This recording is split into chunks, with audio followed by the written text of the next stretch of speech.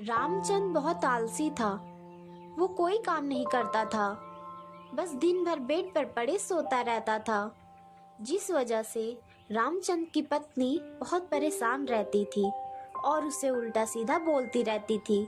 लेकिन उसे अपनी पत्नी की बातों का कोई भी फर्क नहीं पड़ता था। एक दिन, तुम कोई काम धंधा क्यों नहीं करते? कब तक अपने बाप के कमाए हुए पैसे पर आराम फरमाओगे?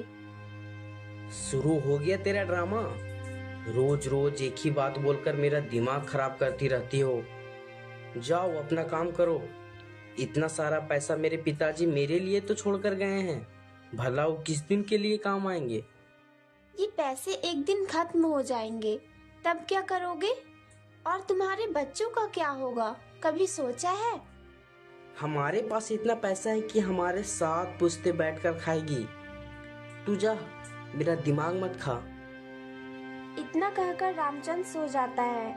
मीना भी ये सब सुनकर गुस्से में काम करने लगती है।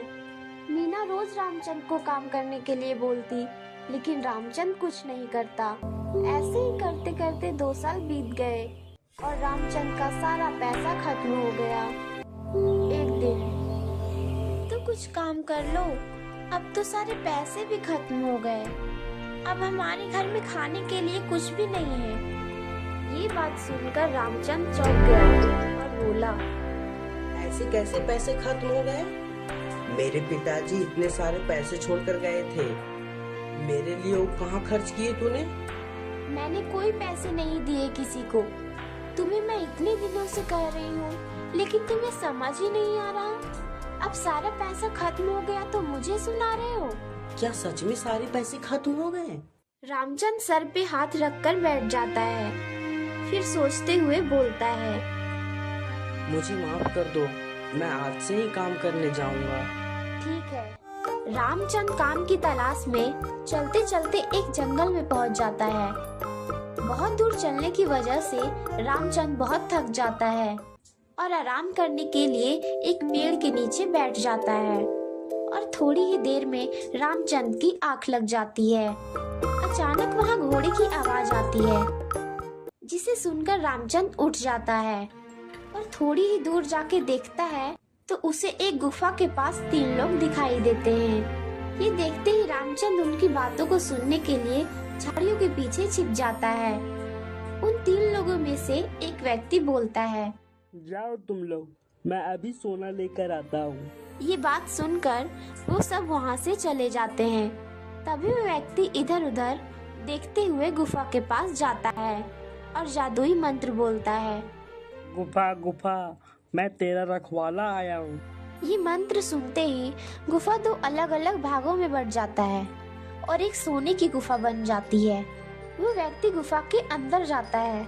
रामचंद भी उस व्यक्ति के पीछे पीछे गुफा के अंदर चला जाता है और वहाँ से वो व्यक्ति बहुत सारा सोना चांदी लेकर बाहर आ जाता है और जाते हुए दोबारा मंत्र बोलता है, गुफा गुफा, मैं तेरा रखवाला आया हूँ। मंत्र बोलते ही फिर से गुफा खुल जाता है और वो व्यक्ति वहाँ से चला जाता है और रामचंद गुफा के अंदर ही रह जाता है और उस व्यक्ति के जाते ही बोलता है, आज तो मेरी किस्मत ही चमक गई। अब मुझे कोई काम भी नहीं करना पड़ेगा, अब तो बस आराम ही आराम। रामचंद गुफा से बहुत सारा सोना ले आता है और घर आकर अपनी पत्नी को सारी बात बताता है। ये देखो कितना सारा सोना। ये सब आज के लिए ठीक है। अब आप इस सोने से कोई नया काम शुरू कर लीजिए और अब उस गुफा में कभी मत जाइएगा। अब काम की क्या जरूरत? अब जब ये सोना खत्म होगा मैं दोबारा वहाँ से ले आऊंगा। मीना ने रामचंद को समझाने की बहुत कोशिश की, लेकिन वो नहीं माना। वो जब सोना खत्म होता वो गुफा में जाता और सोना ले आता। ऐसा बहुत दिनों तक चलता रहा। क्यों न मैं एक साथ ही सारा सोना ले आऊं? ये सोचकर रामचंद गुफा में जाता है और सोना इकट्ठा करके गुफा से बाहर आने के लिए मंत्र बोलता है।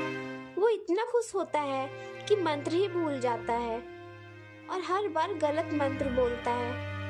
गुफा गुफा, तू रखवाला गुफा, गुफा गुफा, सोने का गुफा, गुफा गुफा, जादुई गुफा खुल जा। रामचंद्र हर तरह की कोशिश करता है लेकिन वो बाहर नहीं निकल पाता। वो रोते रोते एक कोने में बैठ जाता है और बोलता है, काश मैं अपनी पत्नी की बात मान ली होती और लालच ना किया होता तो मेरे साथ आज ऐसा नहीं होता। रामचंद अपनी लालच के चलते उसी गुफा में फंसा रह जाता है। वो हर रोज गुफा खोलने की कोशिश करता लेकिन वो हर बार नाकाम रह जाता।